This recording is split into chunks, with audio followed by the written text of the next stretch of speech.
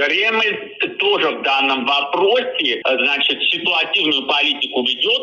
Я уверен, что они осознают, что это не партнер, не союзник. Однако в худшем, я уверен, что они попытаются, в кавычках, расплатиться с Алиевым за этот демонстративный шаг, неповиновение, неуважение. Но ожидать, что серьезнейшим образом, радикально в отрицательном направлении Кремль изменит свою политику по отношению к Азербайджану, считаю маловероятным. Но тут многое зависит от выстраивания нами отношений с региональными и мировыми державами. Мы тоже должны проявлять инициативу и в отстаивании интересов своего народа и государства. И в том числе использовать вот такие случаи, как с Парадом Победы и демаршем Алиева, в пользу наших интересов и в вопросах пропаганды, и в вопросах внешней политики, хотя бы на северо-восточном векторе внешнеполитического, театра действий нашего государства.